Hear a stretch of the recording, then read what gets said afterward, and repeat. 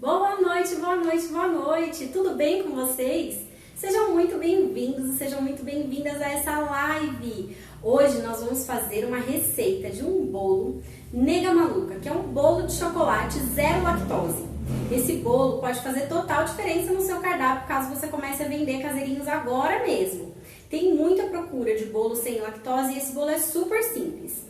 Essa receita é feita por um método de adição. Então vocês podem ver que por aqui hoje não vamos usar liquidificador, não vamos usar batedeira e nenhum utensílio. É um bolo batido à mão. Além disso, eu ainda quero falar com vocês hoje sobre medidas caseiras. Eu tenho recebido muitas dúvidas no meu direct relacionado a pessoas que gostam de fazer bolo usando medidas caseiras e não balança. E hoje eu vou mostrar pra vocês, eu vou provar pra vocês que dá diferença. Principalmente dependendo da forma como você enche a sua xícara ou a sua colher de medida caseira. Então, bora pra receita. Vou pegar os meus ingredientes aqui e vou mostrar pra vocês os ingredientes que eu já separei. A receita, galera, vai ficar disponível lá no canal do Telegram. É só você baixar o aplicativo do Telegram e procurar lá, Linder Araújo. Me encontra, a receita vai estar lá. Eu ainda não disponibilizei a receita lá, mas eu vou colocar ela assim que eu finalizar a live, como sempre. Lá no nosso canal do Telegram, você também já tem disponível várias outras receitas que você pode acompanhar, pode reproduzir e vir aqui contar pra gente qual é que foi o seu resultado, tá bom? Vamos lá.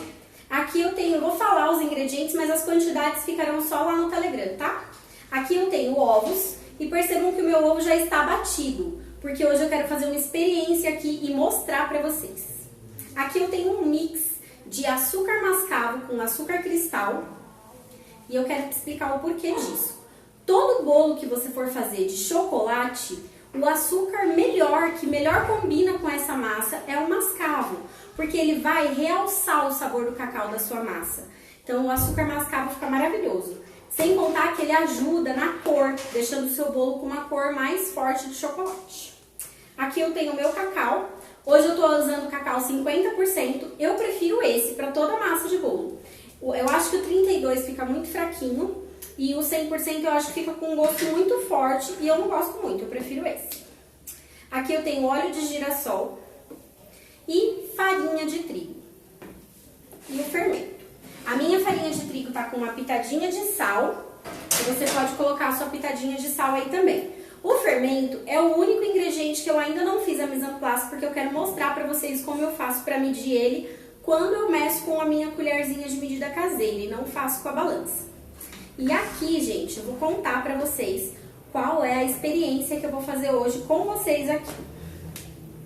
Essa farinha de trigo aqui, que eu tenho hoje, é essa aqui. Eu encontrei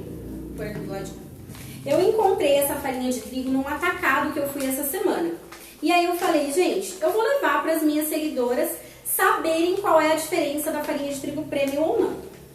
Quem me segue está cansado de saber que eu sou apaixonada pela farinha de trigo da marca Anaconda. Eu gosto muito, só uso ela. Mas eu sempre utilizava a farinha de trigo Anaconda normal. E foi a primeira vez que eu encontrei essa, premium. E eu peguei para experimentar. Gente, vocês não têm noção.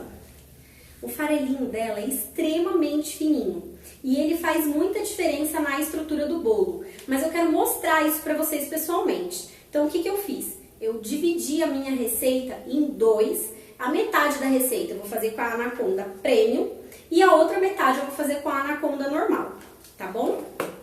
Por isso que eu até trouxe a embalagem para vocês verem. Por isso que os meus ovos estão batidos desse jeito.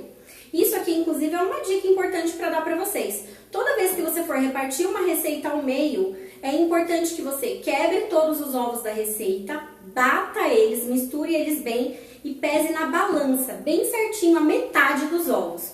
Assim a sua receita vai dar certo, tá bom? Ingredientes aqui, vamos pôr a mão na massa. Quero falar um pouquinho com vocês sobre o método dessa massa. Vou pegar o meu fouet e o meu pão. O método que nós vamos utilizar aqui nessa massa é um método chamado direto ou por adição. adição, eu ia falar indução é meu fogão.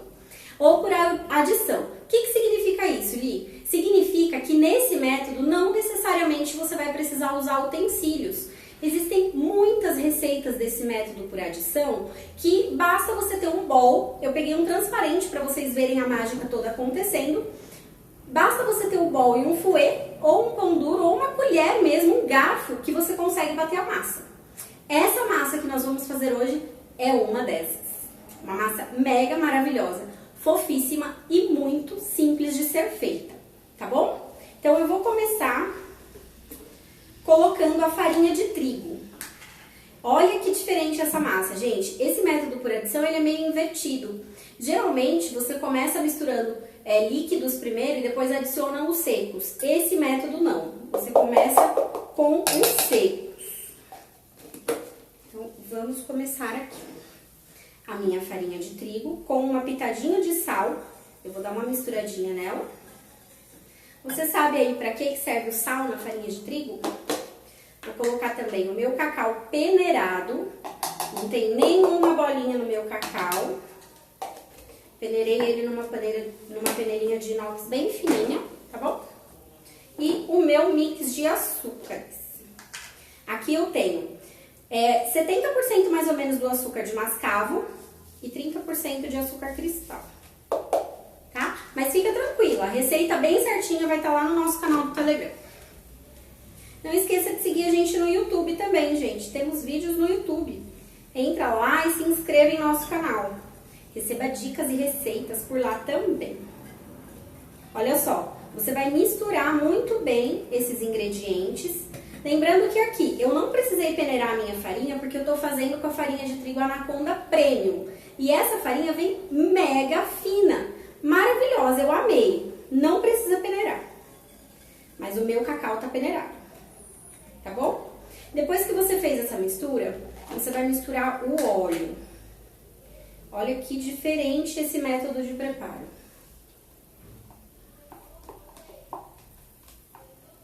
O óleo.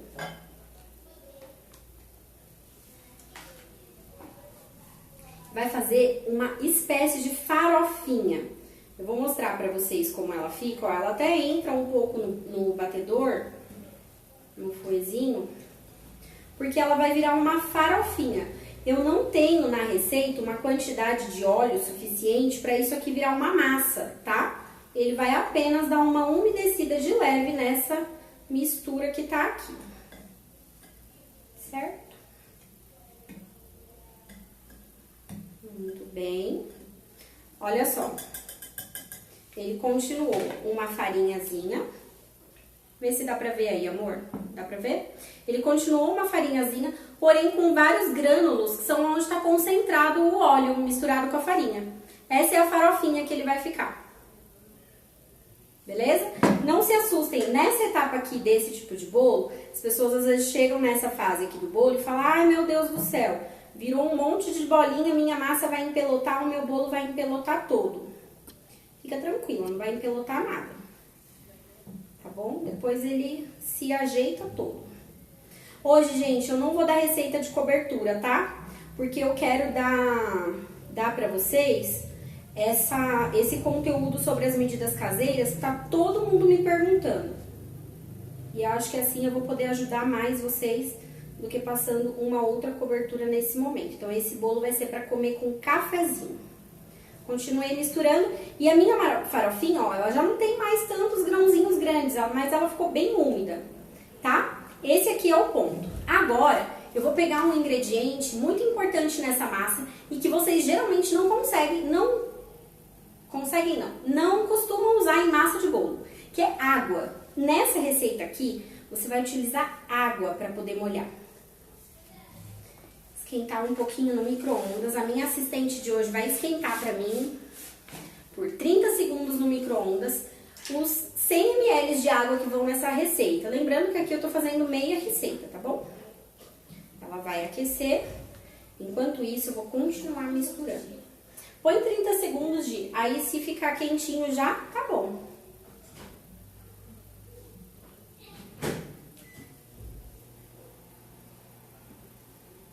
Ó, Gi, já esquenta esse outro aqui pra mim também, caso eu precise de um pouquinho a mais, eu tiro daqui. Às vezes, dependendo da qualidade da farinha de trigo, sua massa pode ficar um pouquinho mais ressecada, e aí talvez seja necessário adicionar um tiquinho a mais de água. Eu vou mostrar pra vocês, tá? Ela fica uma massa mais líquida, ela não vai ficar uma massa tão densa assim. E é isso que a gente espera dessa massa mesmo. Uma massa maravilhosa. Tá bom? Enquanto a Gi esquenta lá, gente, eu já quero mostrar pra vocês as forminhas que eu vou utilizar pra assar esse bolo. Vou desmontar uma pequenininha pra vocês verem. Olha isso, gente. São as forminhas da Multicaixas. São as forminhas que eu uso aqui.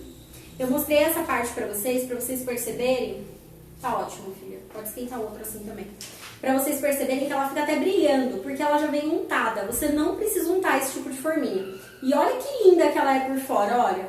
Hoje eu peguei vários modelos pra mostrar pra vocês. Olha esse, o ingrediente secreto é sempre o amor. Linda, né?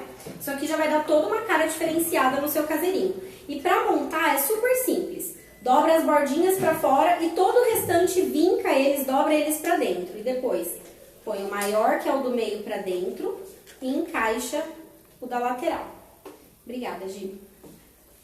Volta aqui pro outro lado, o maior pro meio e encaixa a lateral. A caixinha grande é igualzinha pra montar e ela fica sensacional. Tá bom? Minha aguinha chegou aqui. Tá bem quente a minha água, mas não tá fervendo, tá bom? Adicionei ela direto na minha massa, os primeiros 100 ml. Eu acredito que eu não vou precisar de mais. Porém, como essa farinha aqui é muito fininha, talvez seja necessário.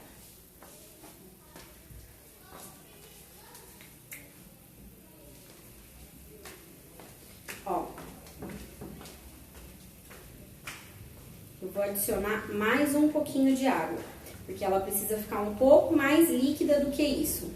Vou mostrar a consistência pra vocês, ó. Ela tá um pouquinho empelotadinha ainda, mas a hora que eu colocar o meu fouet aqui e dar uma batidinha, ela já vai resolver tudo. Levanta mais. Vou levantar. Vou colocar um pouquinho mais de água. Coloquei mais ou menos 50 ml, metade da água que eu tinha aqui. Gente, hoje temos crianças em casa, então não reparem a nossa baguncinha. Porque quem tem filhos aí sabe como é, né? Olha lá. O maridão tá indo lá. Ver se as crianças continuam vivas assistindo desenhos lá no quarto, enquanto nós estamos aqui.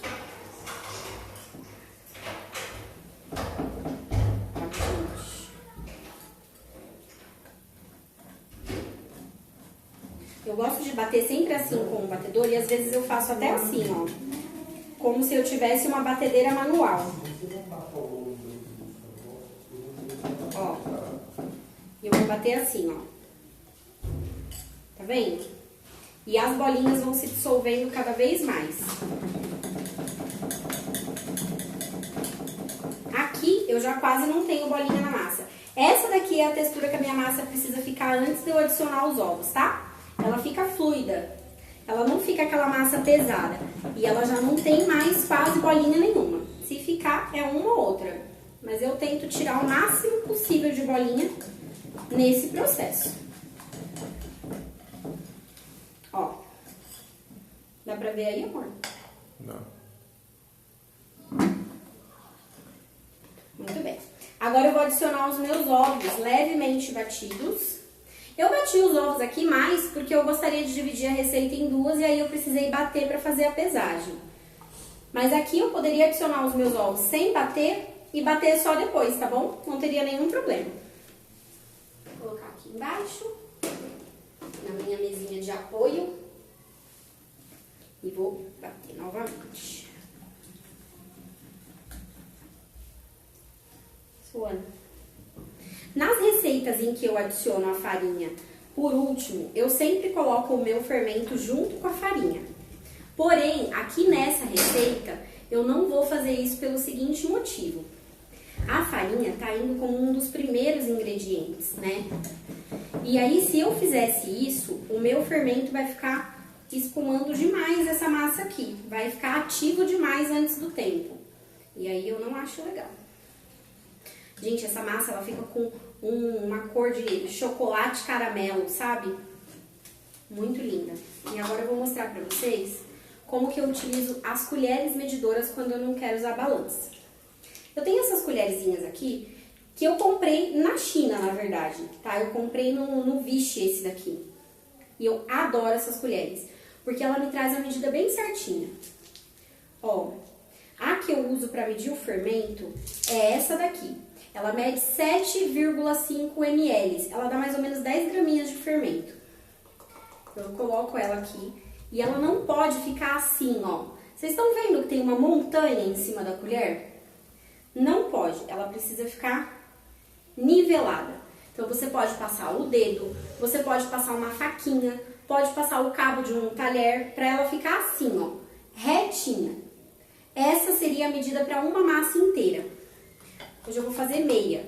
Eu vou fazer a mesma coisa com a colher que tem a metade, mais ou menos. Vou nivelar.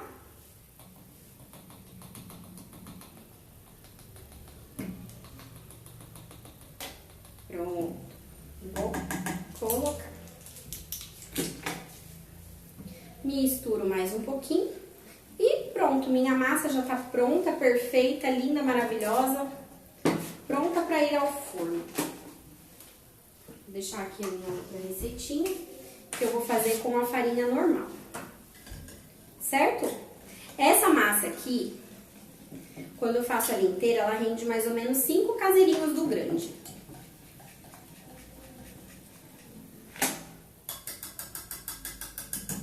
Agora eu vou dividir a massa entre as minhas forminhas de caseirinho.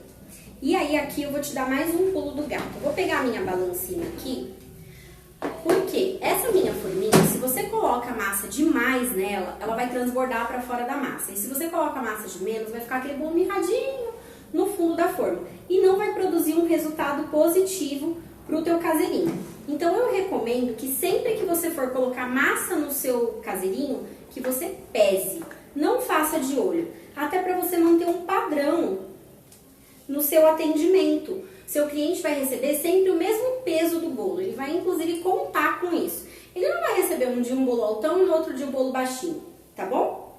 Nessas forminhas eu gosto de colocar 230 gramas de massa. Então, bora lá. Olha lá.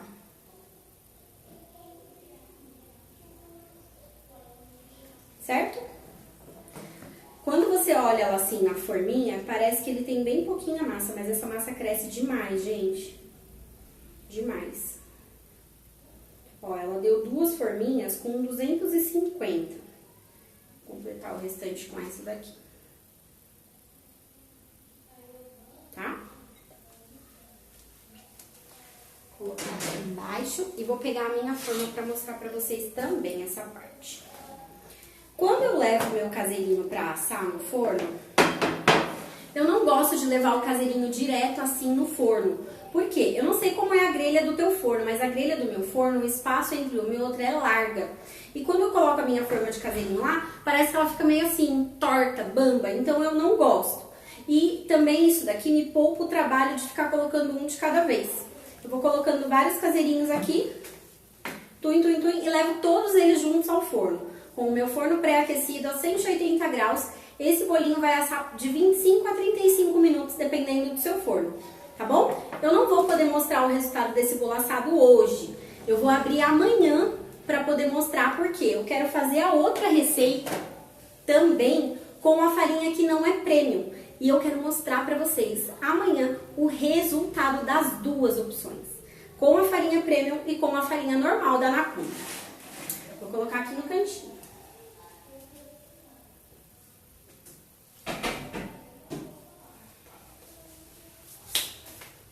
E agora, eu quero conversar um pouquinho com vocês sobre medida caseira. E quero te mostrar na prática o porquê que isso não funciona muito bem, tá bom? Separei aqui a minha farinha premium e eu vou te mostrar pesando. Peguei aqui um potinho. Ó, eu vou pegar essa colher aqui, que é uma colher que vocês usam bastante. Essa colher representa meia xícara. Eu também comprei ela na internet. Foi a que eu mais gostei até hoje. Ela é importada, ela não é aqui do Brasil. Porém, as pessoas utilizam as xícaras medidoras e colheres medidoras de forma errada.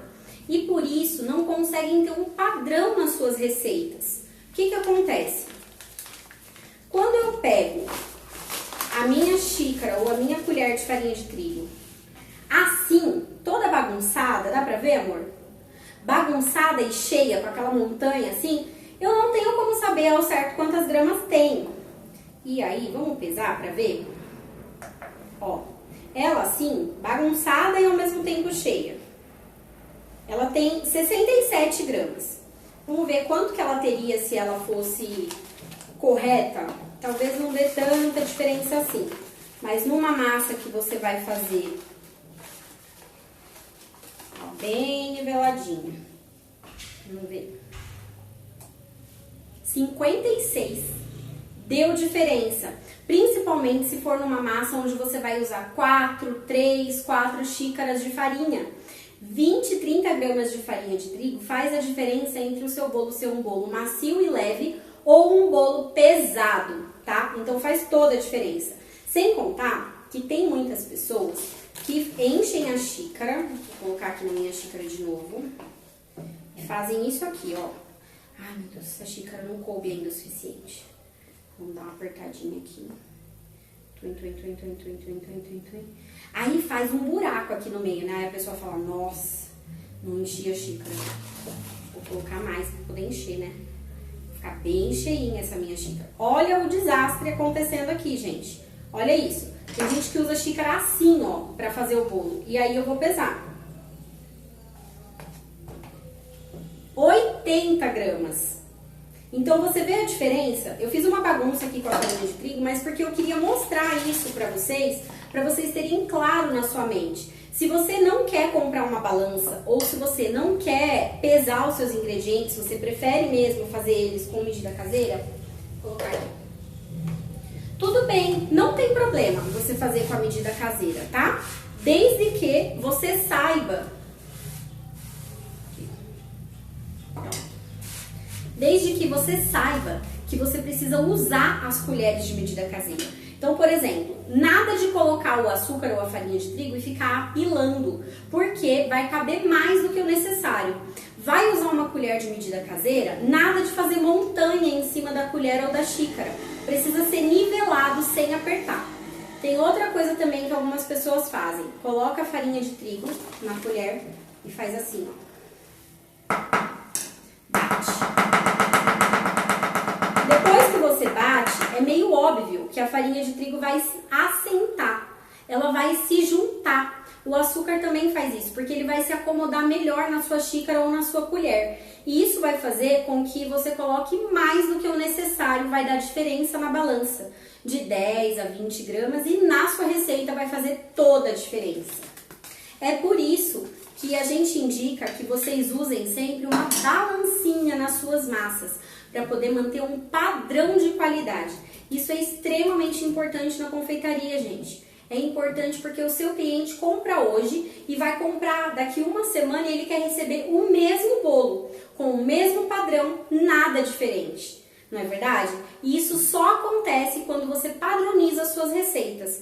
Com as medidas caseiras, se você tiver um trato, tiver jeito para lidar com isso, você consegue manter esse padrão. Mas não é um padrão tão preciso. Porque, como eu disse, 10 graminhas fazem diferença na receita. E aí você pode fazer uma receita diferente da outra achando que tá super acertando, entendeu? Por isso, compre uma balança. Eu vou mostrar pra vocês a minha mais de pertinho. Ah, a minha tá sujinha agora. Deixa eu limpar ela aqui.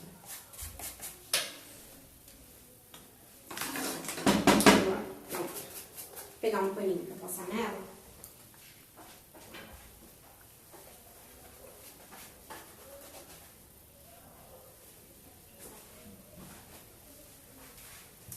Bancada salva e balança salva. Pronto. Ó, essa é a minha balança. Essa balança, ela é uma balança simples, ela não é uma balança cheia de frescura, ela é digital, ela é precisa e ela é pro dia a dia. Ela não é uma balança cara, mas ela resolve o teu problema. Então, para você que está começando e não tem grana ainda para investir em muitos utensílios, compra uma balancinha dessa, custa uns R$30. Vai ser o melhor investimento que você vai fazer na sua confeitaria, tá bom? Na sua vida de boleira. É isso, galera, que eu queria passar para vocês hoje. Amanhã eu vou mostrar para vocês o resultado das 2 receitas de bolo, com a farinha de trigo Anaconda Premium e com a farinha de trigo Anaconda normal, tá bom? Muito obrigada para quem ficou comigo até agora. Um beijo para vocês. Nos sigam nas redes sociais. Linder Araújo.